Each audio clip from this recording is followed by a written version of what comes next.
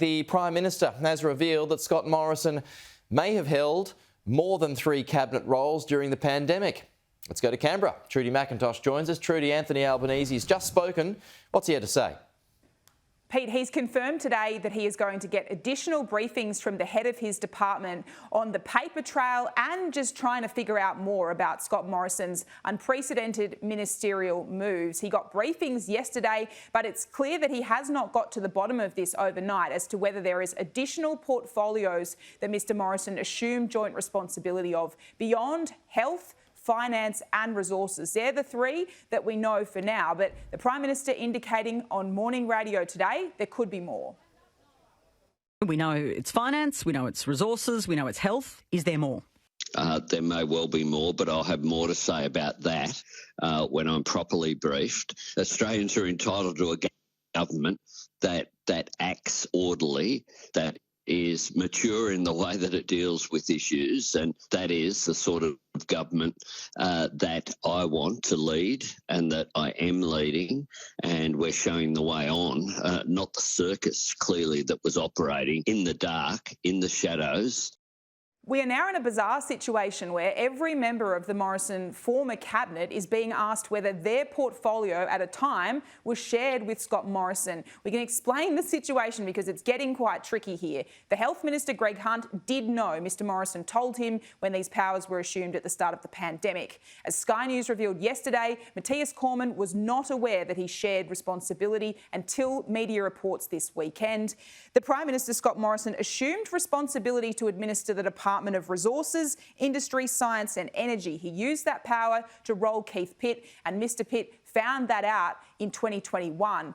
The Energy Minister at the time, Angus Taylor, he didn't know that his department had been taken over. And a question mark about the current opposition leader, Peter Dutton. He was Defence Minister during the end of the Morrison government. On radio, he's indicated he too can't be 100% confident that Mr Morrison didn't share that role.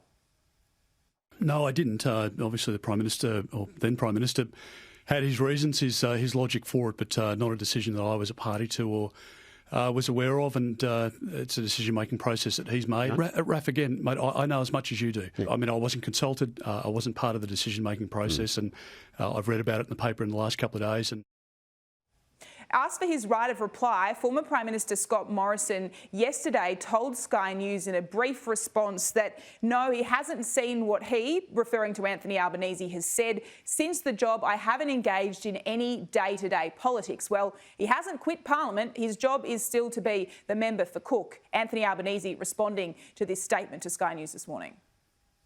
Well, he's a member of Parliament. The idea that the member for Cook says he doesn't engage in day-to-day politics, I find quite an extraordinary dismissal by a former Prime Minister who has, in his own actions, dismissed the very conventions and principles upon which the Westminster system of democracy that we have in Australia is based.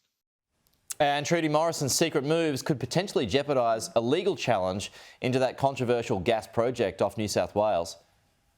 Pete, this is about this controversial PEP 11 gas exploration licence. It was cancelled by the Morrison government on the eve of the election. We find out now that Scott Morrison had used his power as the administrator of the Resources Department to kill this proposal off. Now, the company which wanted this gas licence has launched a federal court challenge. They now essentially believe potentially that they were denied procedural fairness because they weren't aware that Mr Morrison was the minister responsible, and they believe he had bias in his mind when he made this decision. The Prime Minister, Pete, was asked this morning on radio, has he received legal advice about this potential challenge? He wouldn't get into that. But he also wasn't able to say, is there potentially more legal challenges that are now open because of the fact that Mr Morrison had held responsibility for portfolios that we simply weren't aware of?